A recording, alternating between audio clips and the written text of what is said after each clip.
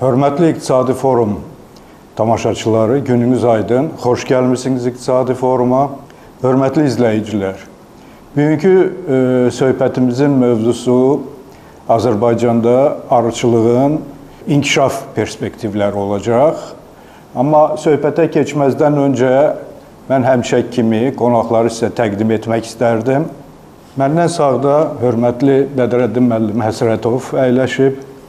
Bədrəddin müəllim Arıçılar Assosiasiyasının rəhbəridir. Eyni zamanda özü də təbii ki, arıçıdır. Bədrəddin müəllim, xoş gəlmişsiniz İqtisadi Foruma. Siz ilk dəfədir iştirak edirsiniz, amma ümid edirəm ki, iştirakınız yenə də olacaq. Burada və maraqlı söhbətlərinizlə hamının diqqətini cəlb edə biləcəksiniz. İlk növbədə bu sahədə olan problemlərə. Məndən solda Samir müəllim Əliyev əyləşib. Samir müəllim İqtisadi Təşəbbüslərə Yardım Mərkəzinin ekspertidir, iqtisadçı alimdir. Samir müəllim, xoş gəlmişsiniz İqtisadi Foruma. Bədrəddin müəllimdən fərqli olaraq siz dəfələrlə bizim İqtisadi Forumda iştirak edirsiniz və həmişə söhbətləriniz maraqlı olur bizim izləyicilər üçün. Hörmətli izləyicilər, öncə qeyd etdiyim kimi bugünkü söhbətimizin mövzusu Azərbaycanda arıçılıq sektorunun daha da inkişaf etdirilməsi perspektivləri olacaq. Mən bu sözdən heç də təsadüfən istifadə etmədim, daha da. Çünki biz əgər statistikaya nəzər yetirsək, son 10 ildə doğrudan da arıçılıq iqtisadiyyatımı deyim, təsərrüfatımı deyim, sektorumu deyim, Azərbaycanda xeyli inkişaf edib. Səhv etmirəmsə, deyək ki, ailə arıların sayı artıb, 2 dəfədən çox artıb, arıçılıqla məşğul olan sahibkarların sayı artıb, həvəskarların sayı artıb, daha çox yəqin həvəskar olanlar arıçılıqla məşğuldur, nəinki peşəkar belə arıçılar. Yəni ki, bu inkişaf var, göz qabağındadır. Amma digər tərəfdən biz Azərbaycanda istehsal olunan balın həcmini götürsək və ya deyək ki, ixrac olunan balın, idxal olunan balın həcmlərini götürsək və nəzərə alaraq ki, Azərbaycanda kifayət qədər inkişaf imkanları var. Yəni, necə deyim, o təbiətin bizə bəxş etdiyi imkanlar kifayət qədər genişdir. Doğru, tamam. Elədirmi? Doğrudur. Mən istərdim öncə, Samir müəllim, sizdən xahiş edim ki, ümumiyyətlə arıçılıq sektorunun vəziyyətinə bir nəzər yetirək, ondan sonra ayrı-ayrı məsələləri müzakirə edərik. Buyurun, Samir müəllim. Təşəkkür edirəm, Sabit müəllim. Biz sizinlə burada kiçik sahibkarlığın inkişafına bağlı, yəni kiçik sahibkarlığın müxtəlif aspektlərinə bağlı müzakirələr aparmışıq və məqsədimiz də həmişə bir olub ki, necə edək ki, ölkədə kiçik sahibkarlıq, hansı ki, bütün dünyada daxili məhsulun bir qayda olaraq 60-70% ən azı kiçik sahibkarların hesabına formalaşır. Necə edək ki, bu sektoru inkişaf etdirək və eyni zamanda bugün Azərbaycan üçün prioritet olan bir sahə, yəni qeyri-neft sektorunu necə inkişaf etdirək? Hansı sahələr var ki, bu sahələr biz inkişaf etdirsək, neftdən asılılığı azalda bilərik? Yəni, bu arıçılıq təsərrüfatının inkişafı, yəni onunla bağlı araşdırmanın ideyası da məhz bundan doğdu ki, görək bizim hansı sahələr var və bu sahələrdəki vəziyyət, potensial necədir? Təbii ki, sahələrdən biri də arıçılıq idi. Biz təbii ki, iqtisadçı olaraq bu məsələyə iqtisadi kontekstdə biz yanaşdıq. Görüşlər keçirdik, müxtəlif rayonlarda arıçılarla görüşdük, fikir mübadiləsi apardıq. Eyni zamanda dövlət qurumlarına müvafiq görüşlər keçirdik, qanunvericiliyi araşdırdıq, beynəlxalq təcrübəni araşdırdıq. Dövlət qurumları deyəndə kimlərlə? Dövlət qurumları deyəndə Kənd Təsərrüfatı Nazirliyinin müvafiq şöbəsi, yəni heyvandarlıq şöbəsi, bundan başqa İqtisadi İnkişaf Nazirliyinin yanında Azpromo, hansı ki ixracın təşviqatı ilə məşğul olan bir qurumdur. Yəni bu qurumlardan biz görüşdük, yəni onlardan da bu vəziyyətin belə deyək qiymətləndirilməsini aldıq. Yəni əsas ideya bundan doğdu və təbii ki biz bu işin içinə girdikdən sonra bir daha əmin olduq ki, Azərbaycanda bu sahənin inkişafı üçün potensial var. Azərbaycanda bu sahənin inkişafı üçün ənənə var və bu arıçılığın bu vaxta qədər də gəlib çatmasında məhz bu ənənə, insanlar var ki, məqsədi məhz bu arıçılığı inkişaf etdirmək olub. Həm belə deyək, atadan keçmə bir peşədir, həm də ki, müəyyən qədər öz tələbatlarını ödəmək baxımından. Bu baxımdan biz bunu araşdırdıq. Yəni ümumi vəziyyət belədir ki, Azərbaycanda siz də qeyd elədiniz.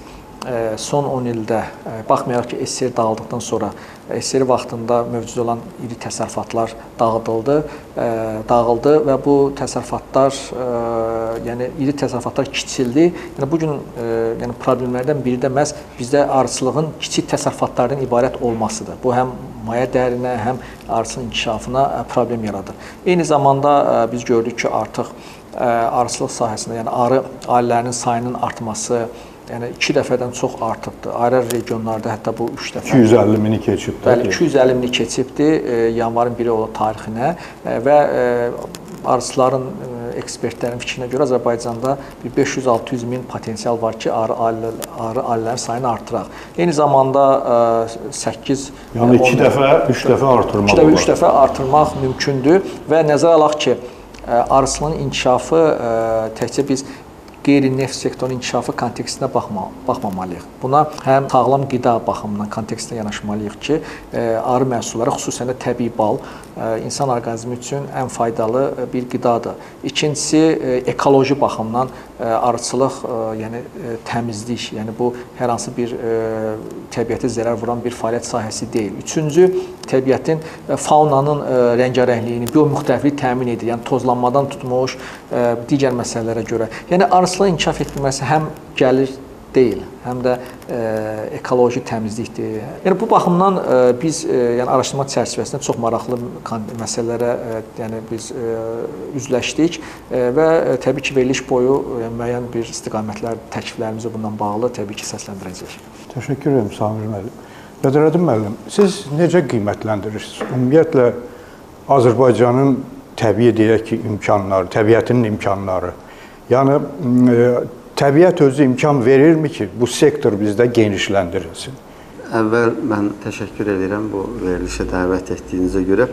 İkinci də ümumiyyətlə bu arıçılıq mövzusuna toxunduğunuza görə təşəkkür edirəm. Tam səmimi deyim ki, bu sahə bir sektor kimi tamam yaddan çıxmış bir sahə idi. Azərbaycanın ərazisi bilirik ki, gözəl bir təbiətə malikdir. Həm dağlıq, həm düzənlik əraziləri var Azərbaycanın kifayət qədər. Azərbaycanda bilirik ki, 11 iqlim tipindən 9-u Azərbaycanda var. Ən azı bu, belə deyək, 9 cür bal deməkdir, ən azından belə götürsək. Ondan sonra ümumiyyətlə Azərbaycanda Qafqaz florasının 60% Azərbaycandadır. Qafqaz florasının 60% Azərbaycandadır. Bunlar faktlardır. Sonra 600-dən çox yabani bal verən bitkisi var Azərbaycanın. 600-dən çox. Hələ bunun bağı, bağçası, alma, armudu, heyvası, narı, bostanı, dirliyi, bunlar xaric. Təkcə 600-dən çox bal verən bitkisi var Azərbaycanın. Yəni, bu baxımdan həm də Samir bəy qeyd elədi ki, bəs ənənə var, keçmişdən qalma bir peşədir bu. Azərbaycanda olan qədim yer adları var, məsələn, Ballı dərə, Ballı qaya, belə ənənəvi adlar var ki, keçmişdən qalma. Yəni, bunlar da sübut edir ki, Azərbaycanın tarixi, yəni tarixən Azərbaycan əhalisi bu arıçılıqla məşğul olublar. Hətta Azıq mağarasında aparılan qazıntılar nəticəsində bir kasa tapılıb. Kasanın 3000 il yaşı var, onun üzərində arı rəsmi var. Deməli, bu da göstərir ki, o dövrün insanları bu arını nəinki tanımışlar, hətta onun məhsullarından istifadə eləmişlər. Hətta xüsusi qab düzəldirlər. Bəli, qab da düzəldəndə bu arı rəsmi çəkmişlər. Yəni, Azərbaycanın qədim sahələrindən birisidir. Bütün bunlara baxmayaraq, Azərbaycanda arıçılıq kifayət qədər inkişaf eləməyibdir. Bunu nəyə əsaslanaq deyirəm? Sizin tədqiqatların da nəticəsindən belə, yəni nəticə gəlmək olar ki, Azərbaycanda cəmi 200 mindən biraz çox arı ailəsi var. Bizə yediyimiz, tükətdiyimiz balın 50%-ni ancaq istehsal edə bilirik. qalan Yəni qalan yarısı bu ithal olur və ithal olur. digər yollarla bəzi xoşa gəlməz insanların hazırladıkları, bal adını qoyub hazırladıkları müəyyən yerlərdə Yəni saxta bal. Saxta bal. Yəni bununla bazarı doldururlar. Yəni bunlar hardan yaranır, hardan qaynaqlanır? Aydın məsələdir ki, boşluq olan yerə nəsə gəlib dolmalıdır. Deməli, biz arıçılığı elə bir səviyyəyə qədər inkişaf elətdirməliyik ki, Azərbaycan alıcısı hər bir halda Azərbaycan balına daha çox üstünlük verir, nəinki hardansa gəlmiş bir bala. Biz alıcıları balla təmin eləyəcək qədər ən azı istehsal eləməliyik. Hətta ixrac barədə də düşünməliyik. Niyə də olmasın? Yəni, Azərbaycan təbiəti və yaxud dedik ki, buna qadirdir. Bir dəfə təyyarə ilə o dağların üstündən uçub keçirdik, arıçılarla bir tədbirə gedirdik Tbilisə gedirdik. Belə pəncərədən baxıb arıçılara deyirəm ki, baxın nə qədər bal batır dağlarda, gül, çiçək, amma ora arı getmir. Demək, Azərbaycan hər yeri arıçılıq üçün əlverişlidir. Elə bir ərazisi yoxdur ki, orada arıçılıqla məşğul olmaq mümkün olmasın. Amma orta zona bizdə bu dəqiqə aran zonası, arıçılıq üçün çox yaxşı imkanlar var, amma arıçılıq çox az inkişaf edib, olduqca az inkişaf edib orada. Əsasən arıçılıq Şəki-Zaqatala bölgəsində, Naxçıvanda, sonra cənub bölgəsində, bir neçə bölgələr, Daşkəsən, Gədəbəy bu ərazilərdə inkişaf edib, amma orta zonalar hələ boşdur, xamdır deyək ki, arıçılıq üçün hələ açıqdır. Yəni, perspektivlər var Azərbaycanda arıçılığın inkişafı üçün. Biz ümumiyyətlə, və Samir bəy də qeyd elədi, arıçılığın, arı məhsullarından danışmalıyıq biz. Arıçılıq deyəndə təkcə bal istehsalından yox. Arıçılıq həm də sağlam həyat demək, sağlam qida deməkdir. Ekologiyanın inkişafı üçün arının rolu olduqca böyükdür. Neçə növ məhsulu var? Bal arısının 14 adda məhsulu var. Baldır, propolisdir, Çiçək tozudur, güləmdir, zavrusdur, qomagenatdır. Ümumiyyətlə 14 adda məhsulu var. Ondan 4-ü qablaşmayan məhsullardır, 10-u qaba girən məhsullardır. Yəni arı ölüsündən də müəyyən vasitələr üçün istifadə olunur. Onu da yığırıq, quruduruq, üyüdürük. Bəli, bəli. Arının ölüsünü. Bəli, bəli. Onun bədəni xitin təbəqəsindən ibarətdir, xitazandır. Heparin var, çox güclü arının bədənində, hansı ki, kimya sənayesində çox çətin əldə olunan bir məhsul, preparatdır.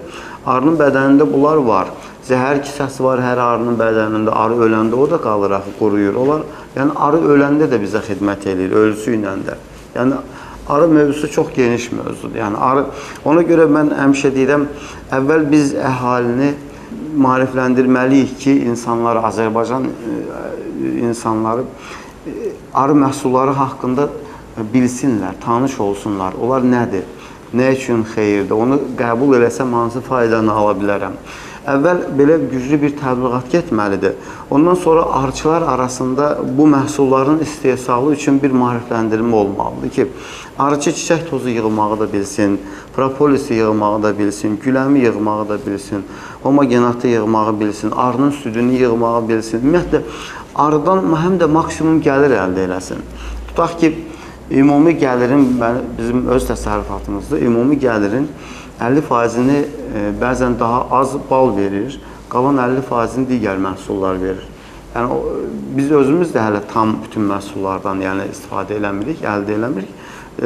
Azərbaycanda demək olar ki, arının daha çox məhsulunu əldə eləyən bir təsərrüfatdır, bizim təsərrüfat, amma yenə bütün məhsullarından istifadə eləmirik. Yəni, insanlar bilməlidirlər, çiçək tozu nədir, məsəl üçün, nəyə xeyirdir, bunu yesəm hansı faydanı alacam, propolisi qəbul etsəm hansı effekt alınacaq məndə. Və bunları əvvəl əhaliyə çatdırmaq lazımdır. Sonra da arıçılarda bu istiqamətdə iş aparmaq lazımdır ki, onu tədarük edə bilsinlər. Yəni, bu arı məhsulları heç bir ziyanı olmayan, heç bir əks təsiri olmayan, əksinə kifayət qədər insana müsbət təsir edən bir məhsullardır. Yəni, biz arıya təkcə bal istehsal edən bir canlı kimi baxmamalıyıq həm də. Həm digər tərəfdən bal arısı bizə verdiyi xeyirdən 3 dəfə çox tozlanma nəticəsində məhsuldarlığın artmasından verir. Digər bitkilərin, bəli, müxtəlif bitkilərin. Müxtəlif istənilən bitkilərdə, bağ olsun, alma olsun, armud olsun. Yəni o 600 növ bitki ki, siz deyirsiniz, bunların demək olar ki, hamısını tozlar. Bəli, deməli tozlandırırlar, elədirmi? Tozlanmanın 85%-in bal arısı aparır. Ümumiyyətlə bitkilərdə tozlanmanın entomofil bitkilərdə, bəli, 85%-in bal arısı aparır. Bu sübut olunmuş bir faktdır. Ona görə yəqin Einstein deyirdi ki, bal arısı məhv olarsa deyir, həyat 4 ildən 10 ilə qədər davam edə bilər. Yenə deyirəm, ona görə deyirdi ki, bir anlıq təsəvvür edin ki, tozlanma getmir, bitki örtüyü məhv olur, ekozəncir qırılır, canlılar məhv olur, bütün həyat məhv olur. Ona görə bütün dünyada arıçılığa xüsusi dəstəkləmələr var. Onlar elə belə havaydan arıçılığı dəstəkləmirlər ki, onlar ona görə dəstəkləyirlər ki, arıçı heç olmasa arını yaşatsın. Bal arısı Amerika Birləşmiş Ştatlarında 30%-ə qədər azaldı, ölməyə başladı. Amerika prezidenti 23 milyon dollar pul ayırmışdı ki, araşdırın görək bu nə oldu, niyə azalır bu? Tapdılar mı? Araşdırırlar, müəyyən versiyalar üzərində dayanıblar. Yəni bu bir mövzudur, bir mövzunun söhbətidir. Bir neçə istiqamətdə iş gedir bu dəqiqə. Onu axtarırlar ki, Avropada azalma gedir, Amerikada azalma gedir. Azalma gedir. Bal arılarının azalması prosesi gedir. Asiyada, Afrikada getmir. Yəni bu da ümumiyyətlə üzr istəyirəm Bədrəddin müəllim. Samir müəllim, istehsalın ümumi həcmi 2000 tona yaxındır da səhv etmirəm. Azərbaycanda 2.5. Digər ölkələrlə müqayisədə, xüsusilə də qonşu Gürcüstandır, Türkiyədir. Azərbaycan təbii ki, biz dünyada ən çox bal istehsal edən ölkələrlə rəqabət apara bilmərik. Çindir, Türkiyədir. Birinci yerdə Çindir. Təbii ki, Çindir, Türkiyədir. Azərbaycan ta ki özünə iqtisadi baxımdan yaxın olan ölkələrdən baxsaq, bizdə ümumiyyətlə balın istehsalın həcmi o qədər azdır ki, bəlkə müqayisə eləmək bir qədər adam çətinlik çəkir.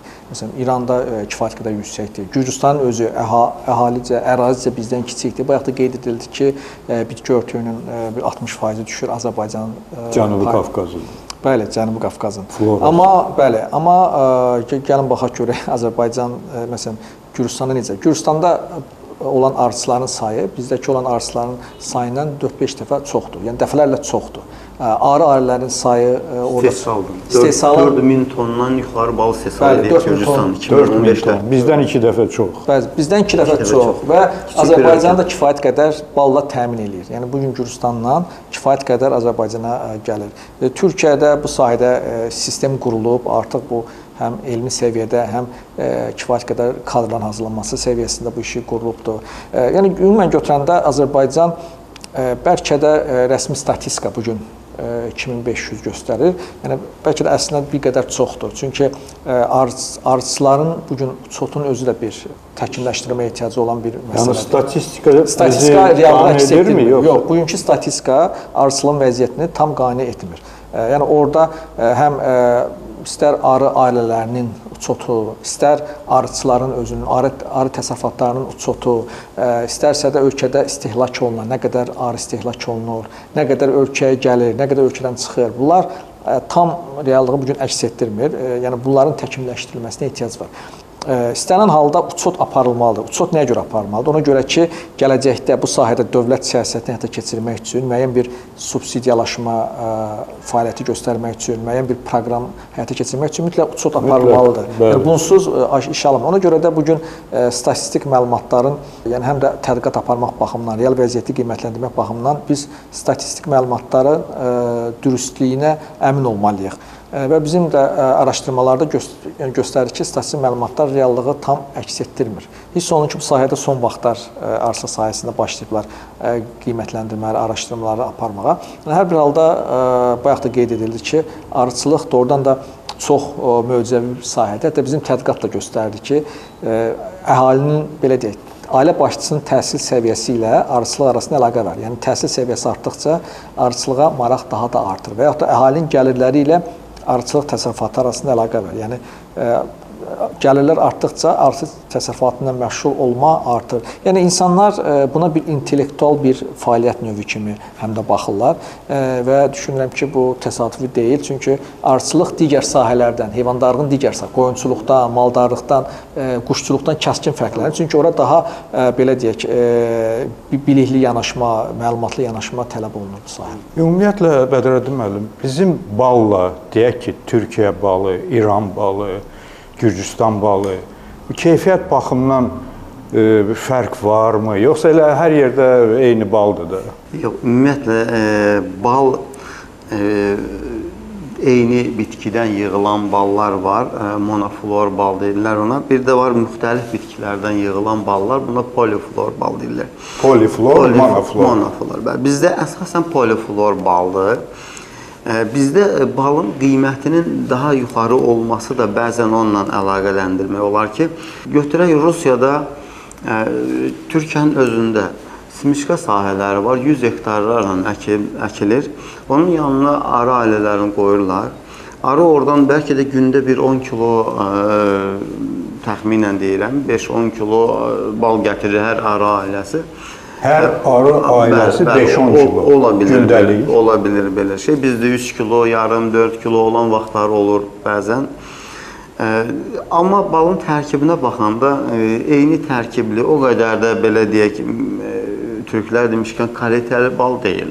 Bizim bu dağ çəmən balı, cökə balı, qaratikan balı, yəni bu başqa ballarla qarışan bir vəziyyətdə daha mənə elə gəlir, daha zəngin ballardır. Bir dəfə... Yəni, bizim balın kimyəvi analizini biz keçirsək, görərik ki, orada daha zəngin bir, necə deyim, o tərkib var. Elədir mi? Belə, elə bir dəfə Avropa Birliyinin bir toplantısı vardı. Cənubi Qafqazda arıçılığın inkişafından bağlı Tiflisdə. Orada da Tiflisdə o söhbəti mövzu kimi qoymuşdular ki, bəs sizdə bal niyə bahadır? Orada mən söz aldım, çıxış elədim ki, bizim ballar tərkibcə zəngin ballardır. Bal həm qidadır, həm dərmandır. O vaxt İbn Sina deyirdi ki, nə olaydı bütün dərmanlar bal kimi həm dərman olaydı, həm qida olardı, aptekdə satılan dərmanlar. Yəni, bal həm dərmandır, həm qidadır. İndi baxırsınız, necə yanaşırsınız ona, nə üçün istifadə edirsiniz, hansı formada istifadə edirsiniz. Mən onlara dedim ki, sizin ballar qida üçün olan ballardır. Yəni, bu esparset balı, simişka balı, bu qreçixa balı, nəsə eyni tərkibli ballardır, kütləvi istehsal olunur, maya dəyəri də aşağıdır. Siz də bunu yemək yeyəndə çörəyin üstünə yaxırsınız, ya sıyıqlara, bu yeməklərə qarışdırırsınız, istifadə edirsiniz. Amma bizim ballar birbaşa dərman kimi. Bizdə hər kəs öz ailəsi üçün qışa bir balon, bir müəyyən qədər bal alır, saxlayır ki, qışda birdən xəstələnsə, bir soyuqlasa, bu baldan içəcək, bundan sağalacaq. Həqiqətən də saxta deyil.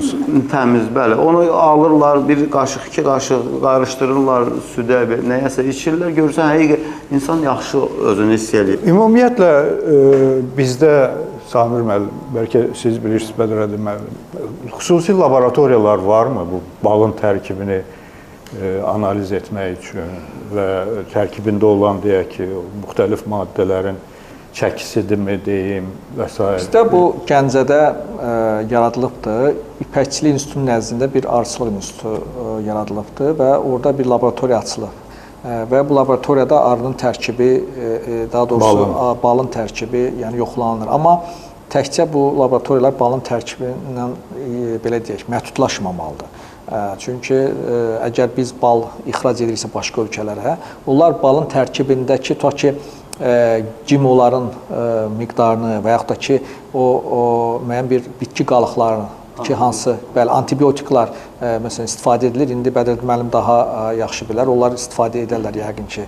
Tutaq ki, balıq xəstələnəndə ona antibiotik müəyyən bir dərmanlar verirlər ki, sağ qalsın. Amma o vurulan dərman antibiotik insana zərərli deyil. Zərərlidir. Yəni bu antibiotiklər də bala keçir, onun arı məhsulunun tərkibinə keçir və onlar onu yoxlayırlar ki, görək nə qədərdir bu antibiotik. Yəni burada bir sıra yoxlamalar, yəni burada həm kimyəvi, fizioloji yoxlamalar, həm də bakterioloji, bioloji yoxlamalardan keçir və onun əsasında həmin balı qəbul edirlər. Yəni bizim ballar düzdür gedir, məsələn Yaponiyaya gedir və yaxud da ki gedir. Bəli, Yaponiyada bəli ixrac olunur. Amma bunlar daha çox epizodik ixracdır. Yəni sistemli deyil. Ta ki hansısa kimlərsə gedib Yaponiyadan əlaqələri qurub danışıqları bir partiya göndərib, bəli, belə bir dəfəlik, iki dəfəlik hadisələr. Amma yenə deyirəm ki, gedibdir. Məsəl üçün Avropa ölkələrinə də gedib.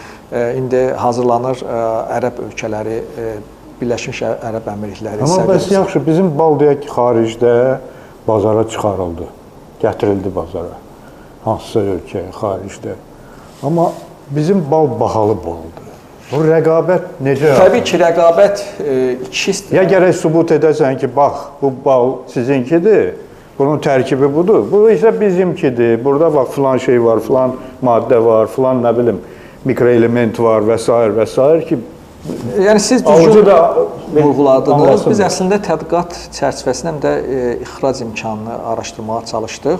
Yəni məlum oldu ki, misal üçün Azərbaycana ixal olunan ballar təxminən belə deyək də 1.6 dollardan 6-7 dollara qədər dəyişir ixal olunan. Yəni ən bahalısı təxminən Fransa balıdır, 6.7 dollardır. Ən ucuzu Avstriya balıdır, 1.5. Ucuzu Avstriya, nə əcəb Çin deyil?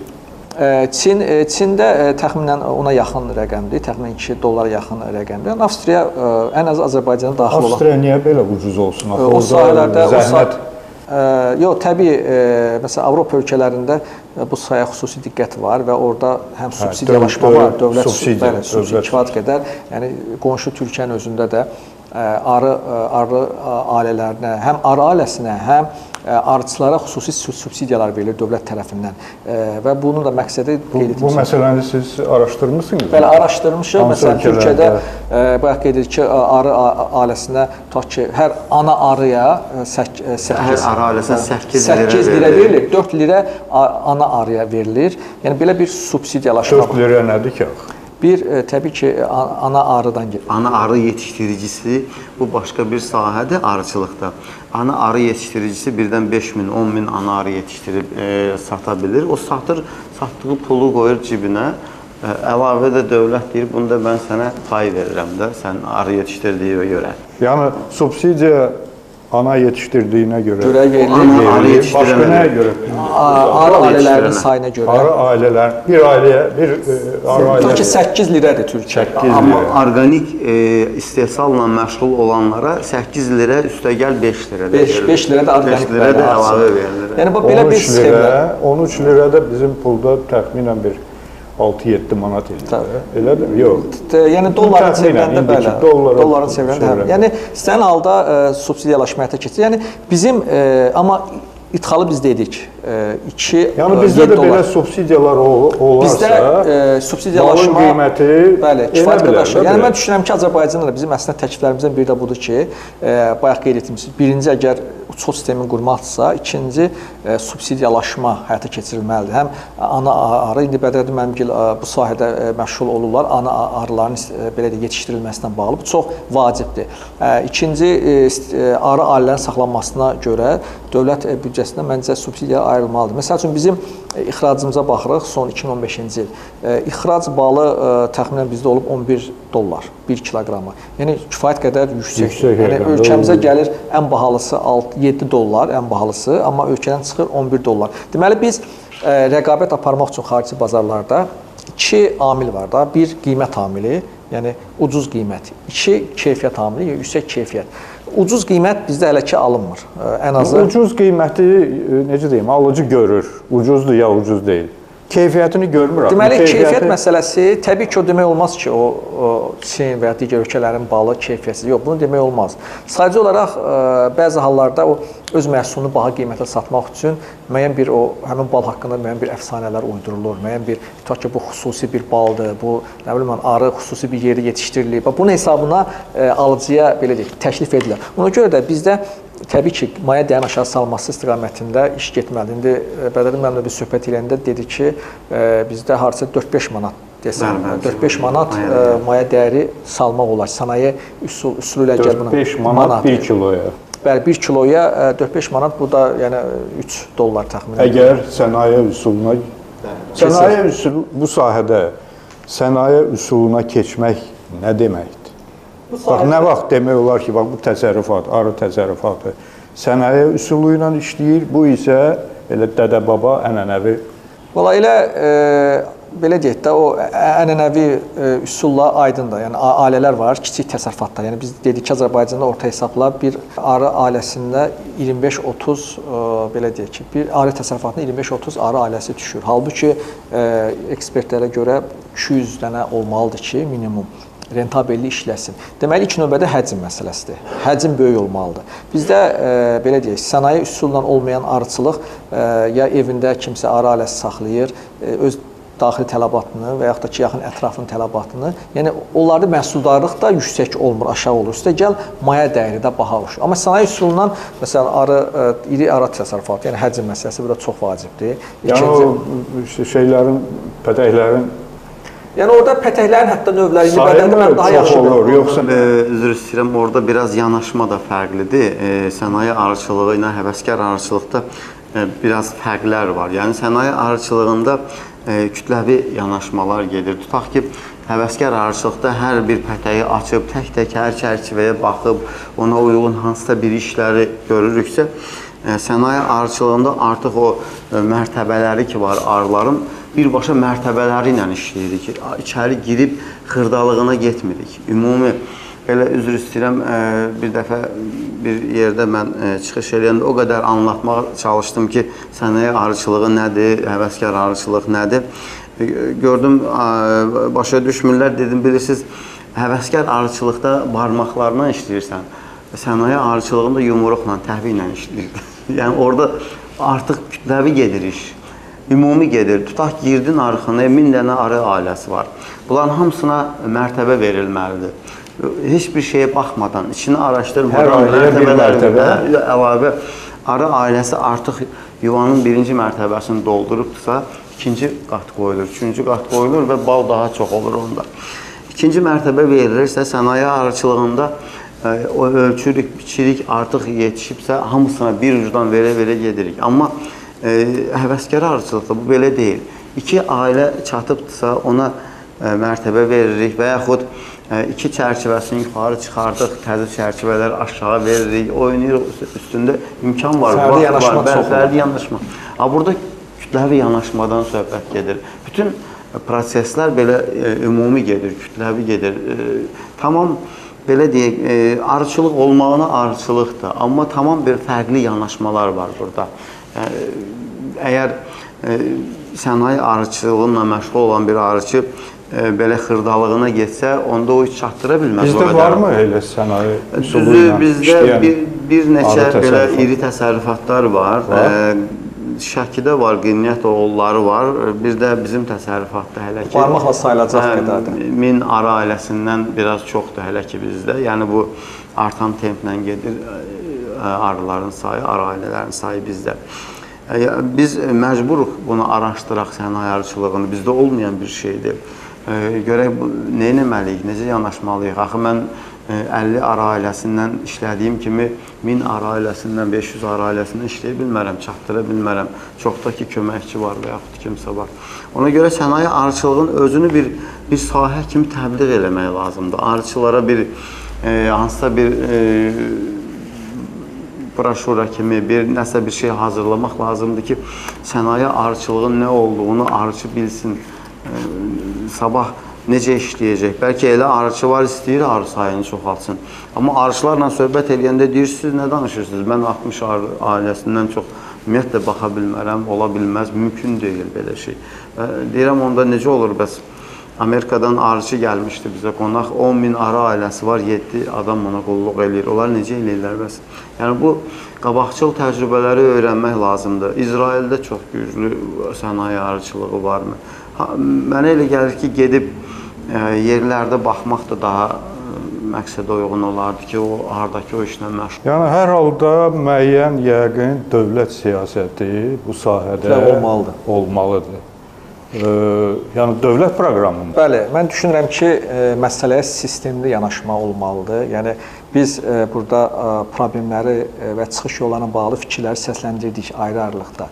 Və bu addımlar bir proqram altında mən düşünürəm ki, arıçılığın inkişafına bağlı. Əslində bizim tədqiqatda bu göstərilir ki, arıçılıq inkişafına bağlı bir 5 illik dövlət proqramı, ən azı ilkin dövr üçün 2017-ci və 2021-ci il. Məsələn, qonşu ölkələrin hamısında var. Məsələn, Rusiyanın hər belə deyək də, hər vilayətinin özünün ayrıca arıçılıqla bağlı, təbii ki, arıçılığa yaxın, yəni cənub zonasında olan hər vilayətin özünün arıçılıq proqramı var.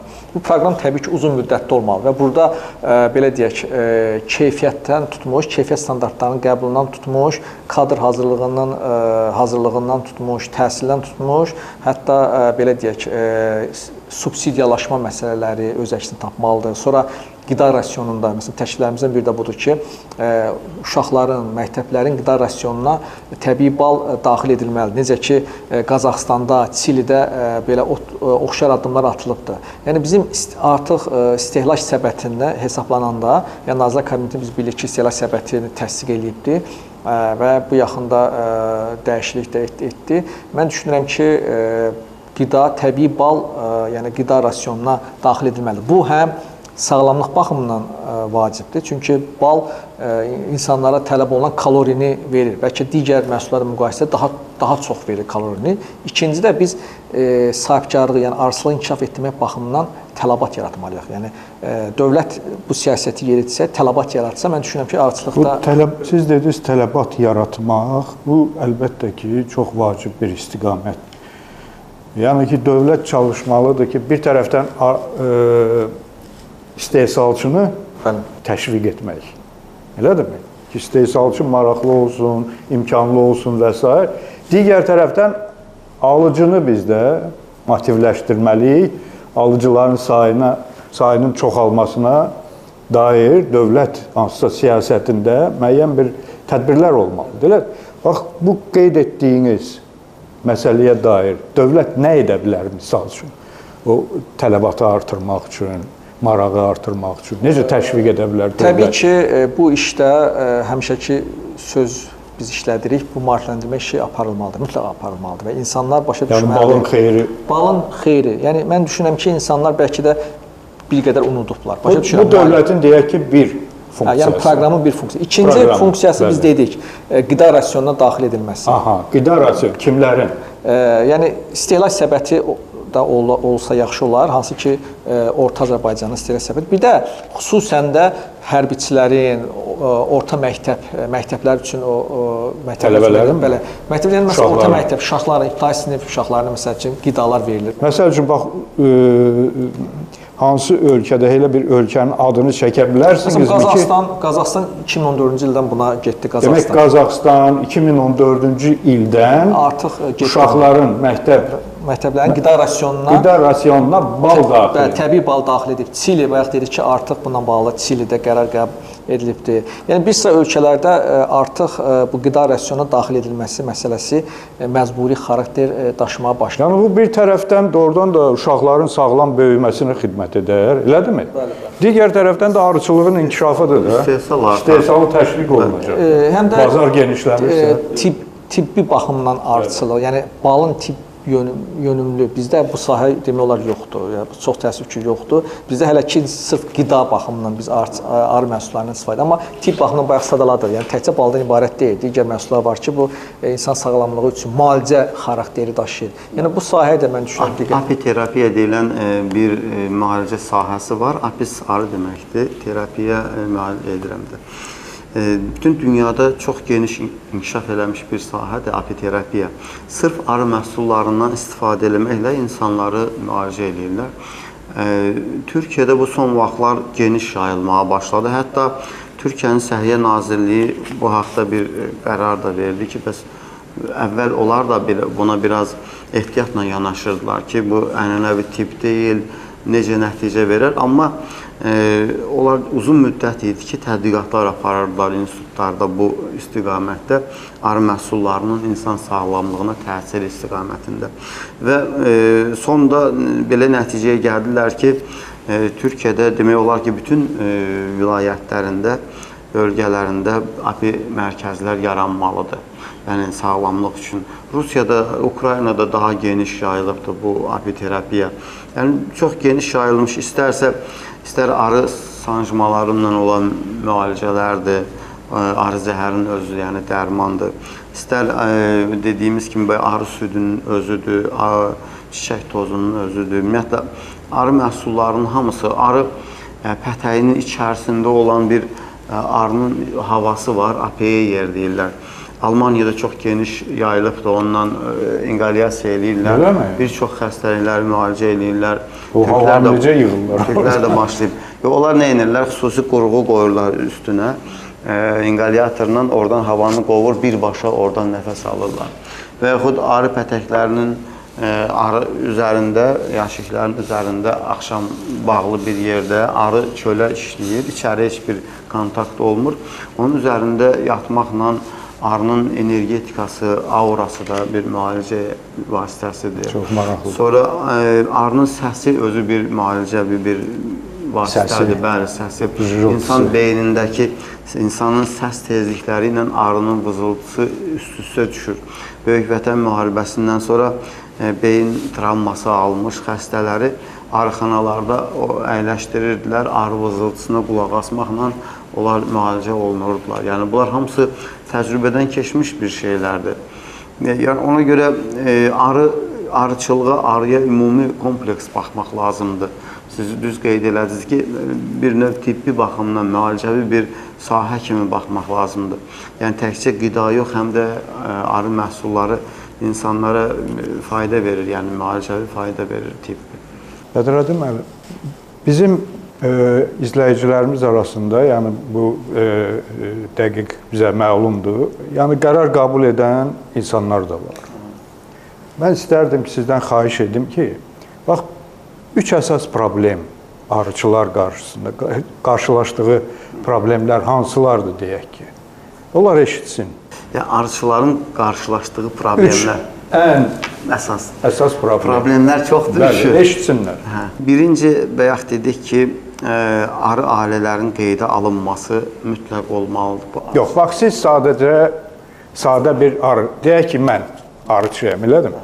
Sadədə, ənənəvi məşğul oluram, biraz da bazara çıxarıram, amma əsasən qohum qardaşdır, ailədir, onların arasında bölüşürəm. Hansı problemlərlə mən qarşılaşıram? Bax, mən sabahdan məşğul olmaq fikrinə gəlsəm, nə ilə qarşılaşacaq? Qeyd olundu ki, arı xəstəlikləri arıxanalarda baş alıb gedir, laboratoriyalarda. Baş alıb gedir, Azərbaycanda mı, yoxsa bütün dünyada? Bütün dünyada da var, o cümlədən Azərbaycanda var. Bəlkə ona görə digər ölkələrdə sayı azalır. O, hələ axtarırlar onu, orada xəstəlik deyil, başqa ölkələrdə arı ailələrinin itməsi, yoxa çıxması, belə kollaps deyirlər.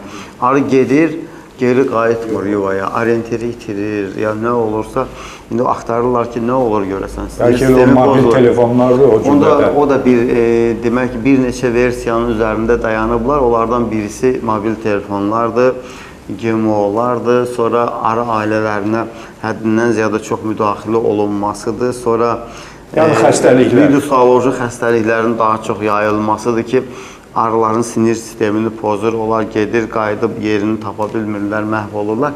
Yəni, bu 4 dənə əsas versiyanın üzərində iş gedir hal-hazırda. Apimondiya bir komissiya da ayırdı bununla bağlı. Apimondiya, siz dediniz, bu beynəlxalq təşkilatdır. Arıçılar Assosiasiyası ümumi dünya. Yəni, arıçıların problemi, əsas problemi arıçının problemi, xəstəliyin təyin olunmasıdır.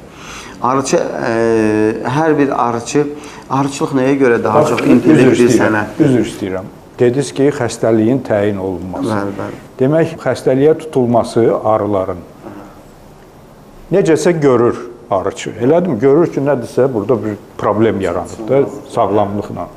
Kiməsə müraciət etməyə elə bir adamlar varmı hər rayonda ki, nə bilim, mütəxəssis olsun ki, onu dəvət eləsin ki, gəl gör. Təəssüflər olsun ki, yoxdur. Elə mən dediyim problemlərdən birincisi də odur. Yəni, nəyə görə daha çox, belə deyək də, intellekt səviyyəsi daha yüksək olan insanlar arıçılıqla məşğuldur. Burada ən əsas arı xəstəliklərindən belə az da olsa başı çıxmalıdır, araşdırmalıdır, bilməlidir ki, bu nə xəstəlikdir, nəyə uyğundur. Mən həmişə deyirəm, evdə inək, kəndçiyik də biz, inək, qoyunumuz, toyuğumuz da xəstələnəndə baytar həkim dəvət edirik. Amma arı xəstələnəndə bir dəvət edəcəyimiz bir adam yoxdur. Arıçı özü bunun mütəxəssisi olmaq zorundadır. Ona görə ki, ona bir xidmət sahəsi yoxdur, bir servis yoxdur ki, o gəlsin, analiz götürsün, aparsın, laboratoriyada təyin eləsin və sənin arığı müalicə eləsin, ona görə də biz bir haqq ödəyək. Elə bir sistemin olmadığına görə hər adam arı ilə məşğul ola bilmir. Çünki bu arının xəstəliklərindən, arı da çox incə bir canlıdır, bilirik. Bütün o virusoloji xəstəliklər, bakterioloji xəstəliklər, göbələklərin törətdiyi xəstəliklər, ibtidailərin törətdiyi xəstəliklər. Bəs belə bir şəraitdə ki, mütəxəssis yox, siz necə vəziyyətdən çıxırsınız? Gecə-gündüz bunun elmini araşdırırıq. Özünüz? Özümüz, bəli. Baxırıq ki, bu xəstəlik nəyə uyğun gəlir? Bir neçə uyğun xəstəliklər varsa, bunlara test qoyuruq, müxtəlif çox çətinliklərlə. Biz də istədiyimiz var. Sonra dərman tapmaq lazımdır. Dərman, bəli, buna uyğun dərman tapmaq lazımdır. Bunun dozalarını müəyyən eləmək lazımdır. Ona görə arıçılıq biraz çətin bir peşədir. Deməli, arı xəstəlikləri ilə bağlı dəqiq bir müraciət olunacaq bir yer olsa, həkim olsa, arıçı, mənə elə gəlir, çox adam arıçı olur. Aydındır. Başqa bir problem? Başqa problem, arıçılar adətən bal satışından şikayətlənirlər. Baxmayaraq ki, heç kəsin balı qalmır obrisi ilə. Amma çox vaxt bal satışından da şikayətlənirlər ki, balım yaxşı satılsa, mən 30 yox, 60 arı ailəsinə baxaram. Belə söhbət gedir, balın satışında bəzi problemlər olur. Yəni, bazara çıxarmaq mı problemdir? Bazar deyiləndə... Çünki əgər bizə ithal varsa, elədirmi? Elədir. Kifayət qədər böyük həcmlərdə. Demək, bazar var. Bazar var. Mən burada da qeyd eləmişəm, Azərbaycan balının son illərdə nüfuzdan düşməsi prosesi getdi. Demək olar ki, çoxlu saxta ballar girdi bazara, insanlarda bala olan inam azalmağa başladı. Yəni, bunu siz də bilirsiniz, biz də bilirik ki, bu dəqiqə əlində kimsə bal gətirsə, siz tanımadığınız bir adam olsa, siz almazsınız, elə deyilmi? Heç kəs almır. Ona görə ki, inamsızlıq yaranıb. Azərbaycan balının Azərbaycanın özündə nüfuzdan düşməsi prosesi. Mən həmişə deyirəm ki, biz əvvəl başlamalıyıq Azərbaycan balını Azərbaycan alıcısına sevdirməyə başlamalıyıq. Onun üçün yollar axtarmalıyıq ki, biz neyniyək ki, Azərbaycan alıcısı tərəddüd etmədən bizdən bal alsın, yəni arıçıdan balı alsın. Yəni, çoxlu xoşa gəlməyən negativ hallar ortaya çıxdı. Arıçı olmayan, rahat pul qazanmaq istəyən insanlar peyda oldu. Demək olar ki, padvallarda... Elə adamlara cəza varmı, yoxsa yox? Düzdür, arıçılıq haqqında qanunda göstərilibdir cəza, amma hələ ki, tətbiq olunmur. Görməmişəm kiməsə tətbiq olunsun. Mən həmişə deyirəm, əlində kimsə götürüb bal satır, aparıb analiz elətdirəndə görsən bal deyil, heç bir cəzasını da almır, biraz da çox alır bunlar. Yəni, bu saxta bal satanlar son zamanlar sürətlə çoxalmağa başlayıb. Hər il Kənd Təsərrüfatı Nazirliyi arıçılıq məhsullarının satış yarmarkasını keçirir. Çox sağ olsunlar, yəni bunu təşkil edirlər yüksək səviyyədə. Amma bu yaxında gənə olacaq da. Oktyabrın 15-də bu və ya digər yollarla ora çoxlu arıçı olmayan insanlar ayaq alıb. Üzr istəyirəm, həmin yarmarkalar tək Bakıda mı keçirilir, yoxsa ölkənin digər şəhərlərində? Tək Bakıda keçirilir, ildə bir dəfə olur, bir ay olur. Çox alıcılar da gözləyirlər, gəlsinlər, yarmarkada nəsə alsınlar. Amma çoxlu orada negativ hallar olur, çoxlu. Belə. Onlar demək, mən həmişə deyirəm, Azərbaycan balının nüfuzdan düşməsi elə bil yarmarkalardan başladı. Buyur. Niyə? Orada demək olar ki, bal olmayan, arıçı olmayan çox insanlar orada nüfuz elədi, girdilər və yaxşı olmayan, belə keyfiyyətsiz ballar satdılar və insanlar aldandılar da bir neçə dəfə. Deyilənə görə güya o yarmarkaya gətirilən bal hamısı yoxlanılır. Çox o qədər ağrılı yerimizə toxunursunuz ki, istənilən arıçını sərgi haqqında dindirsəz, arıçıdan söhbət gedir.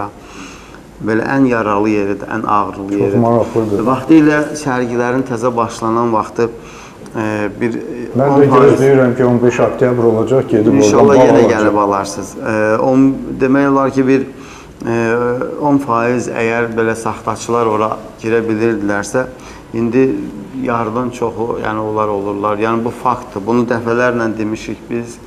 Hətta mübarizə aparırıq da, amma o qədər çox alıblar ki, çox çətindir. Hətta Kənd Təsərrüfatı Nazirliyi özü belə öhdəsindən gələ bilmir onları. Mən elə başa düşürəm. Yoxsa onlar bayaqdan sıxıb çıxarardılar oradan. Yəni bizdə Azərbaycanda arıçılığın mən həmişə deyirəm geri düşməsinin, balın nüfuzdan düşməsinin səbəblərindən birisi yarmarkadır. Bal yarmarkası tam əminliklə deyirəm onu. Çox sağ olun Bədrəddin müəllim. Müzakirəmiz sona çatmaq üzrədir. Samir müəllim, bir daha biz yəni razılaşırıq ki, bu sahədə dövlət siyasəti olmalı. Olmalıdır, mütləq olmalıdır. Mütləq müəyyən dövlət proqramı olmalı. Elədir? Gəlin bir-bir sadalayaq. Birinci nə olmalı? İkinci, üç, dörd, bu tədbirlər, addımlar. Təbii ki, biz onunla bağlı təkliflərimizi də tədqiqat hazırlamışıq və bu təkliflər hökumət müvafiq dövlət qurumlarına çatdırılacaq.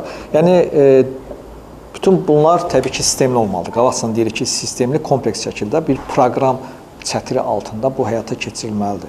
Bundan sonra bir istiqamət subsidiyalaşma olmalıdır və qeyd elədik ki, istər arı təsərrüfatlarına, istərsə də ana arı və digər istiqamətlərdə dövlət tərəfindən subsidiyalar digər ölkələrdə olduğu kimi. Bəli, digər ölkələrdə bizim olduğu bal kimi. necə rəqabətə dayanıqlı ola bilər ki, digər ballar subsidiyaya əsaslanır. Bəli, subsidiya əsaslanır, ucuz qiymətə başa gəlir, amma bizdə subsidiya yoxdur. Məsələn, bizdə kənd təsərrüfatının müxtəlif sahələrin subsidiyaları var. Demək, birinci subsidiya siyasəti olmalı. Və bu subsidiyanın da olması üçün ilk növbədə uçot aparılmalıdır. Dəqiq uçot. Statistik uçot. Yəni bütün ailələr təkmilləşdirilməlidir. Bundan başqa təbii ki, ucuz maliyyə resursuna təmin edilməlidir. Bu gün nə nəzərdə tutulur? Söhbət kreditləşmədən gedir və yaxud da ki, kreditlərdən istifadə edirmi arıçılar? Yəni bizim söhbət elədik ki, belə deyək, faizlər yüksək olduğuna görə ya məhdud istifadə edir, ya da ümumiyyətlə istifadə edir. Yəni yaxşı kredit olsaydı əlbəttə ki, götürərdiniz, elədir? Bəli, istehsal genişləndirərdik. Heç götürdüyünüz olubdurmu? Bundan bir 7-8 il əvvəl götürmüşdük. Çox böyük çətinliklərlə rastlaşdıq.